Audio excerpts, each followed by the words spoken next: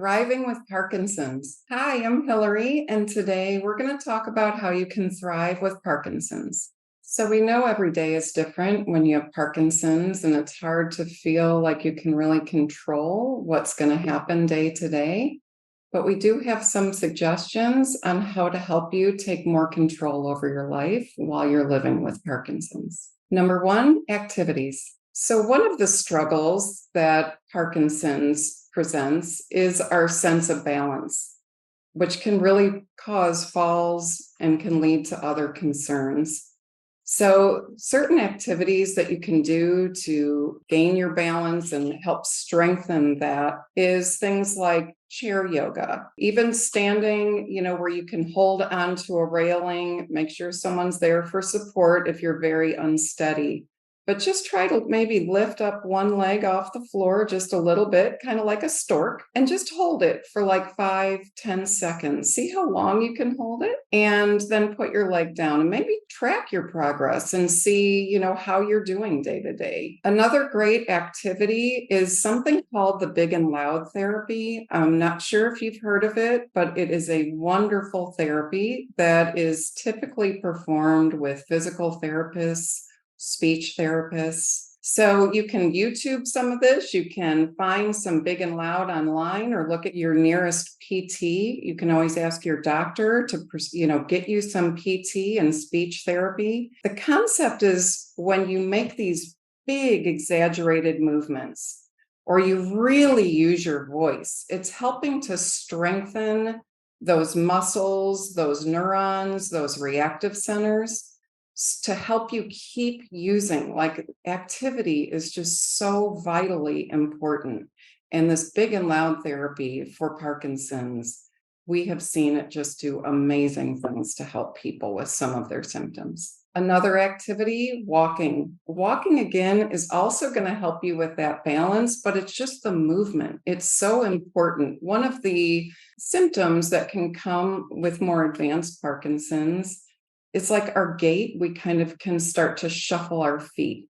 So, it's hard to just, again, get those muscle memory. Just keep moving, keep your body moving. It's great to get fresh air. It's so good for your energy, your mood. Just go for a walk, get some air, enjoy the nature. And if it's a bad day out, just walk around your house a little bit every day. Just have some movement. So another thing you can do is boxing. Like, boxing? What? But, Muhammad Ali actually has Parkinson's. And they have found through a lot of studies, it's again that physical hit. It's that strength. It's that movement. It's connecting. It's waking up those neurons, waking up those muscle memory, just really getting your body energized. It's been shown to really help. I know you're like, I'm not going into a boxing ring. There's even some of these, you can get like something you hang on your door and you can just hit at it. You could also just go to a local gym. It's amazing how boxing has really helped people with some of their Parkinson's symptoms. So whatever your activity or whatever you're going to approach to do, I always say, make sure it's something that really connects to your inner spirit, something that just inspires you. Whatever that identity is, some will be an athlete. Those physical activities will be just very stimulating, and you can do a lot with those. But those that are more intellectual too, there's so much that you can do intellectually to learn about how these physical activities and different ways of coping with Parkinson's and exploring and talking in social groups and things. Maybe some of these activities, you do it with someone like-minded that will stimulate your mind, somebody that you can talk with through things. Number two, communication. So communication, whether you're the person struggling with Parkinson's or you have a loved one or friend that has Parkinson's, some of the key things to keep in mind: it takes longer to find the words when you have Parkinson's. It just takes longer. Please, if you're the person that is in conversation with someone with Parkinson's, give them the time, give them the space to finish their thoughts. It takes a lot of patience, but just give them the space. Don't finish their sentences for them because they'll start to retreat and not use their voice. Voices get softer as the disease progresses also. So that's part of that loud therapy, getting them to really speak up, use their voice as best they can. It's really challenging. It's challenging for the loved one. It's challenging for the person with Parkinson's, really just trying to get their words out and talk to them the way you've always talked to them. Don't coddle them. Don't talk down to them. They're still the same person. And even if they're not speaking, just remember sound, what we hear, is the last sense we all have. They're listening to everything you're saying. So don't think they aren't. And just talk with them and give them the space to talk with you. Number 3, diet. Diet really can affect how we feel day to day. Another one of those fun Parkinson's symptoms is our digestion really slows down. Constipation is a very typical side effect, and it just makes people feel sluggish. And certain foods can even trigger some symptoms. So it might be really good to track what your diet is each day, and you might be able to see if there's certain foods that are triggering your symptoms more than others. Hydration is vital. It is just going to make your whole system flush and work so much better. So really starting in the morning, drinking as much fluids as you can, it'll really help those neurons charge. It'll help your muscles with their elasticity. It flushes all the toxins out, and it just really helps with some of that digestive issues. So that is just a really important thing. Try to limit your processed foods, have enough fiber, and maybe, it might be good to talk with a dietitian or do some additional research around how diet is shown to really affect Parkinson's and your symptoms. Number 4, proper medication.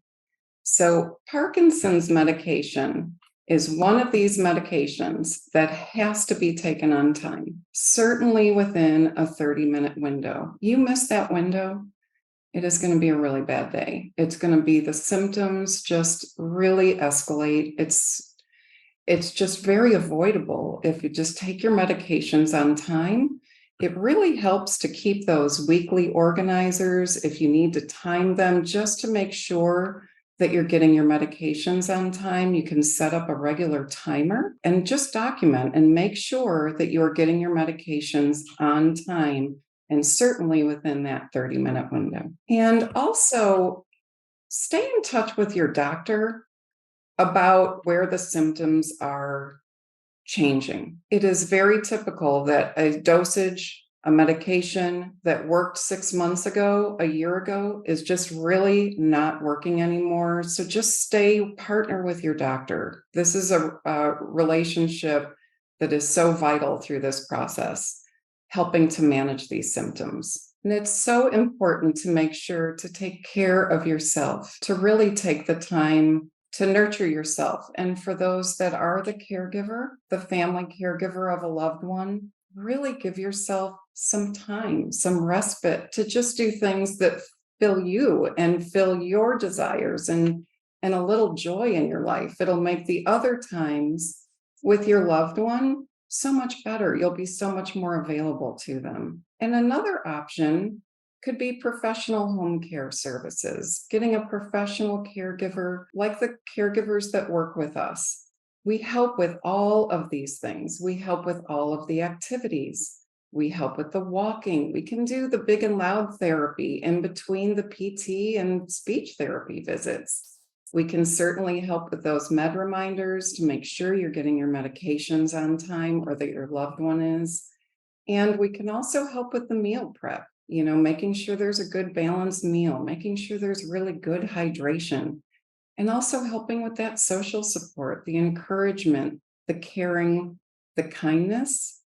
It's really what inspired us to start our company. Was my dad had Parkinson's for 12 years. So Parkinson's is very near and dear to our heart, and we train our caregivers to really be that support for you. that you need. If you'd like to learn more about getting support with us at Home Helpers Home Care in Alpharetta and all of North Atlanta suburbs, please go to our website, www.homehelpershomecare.com/Alpharetta.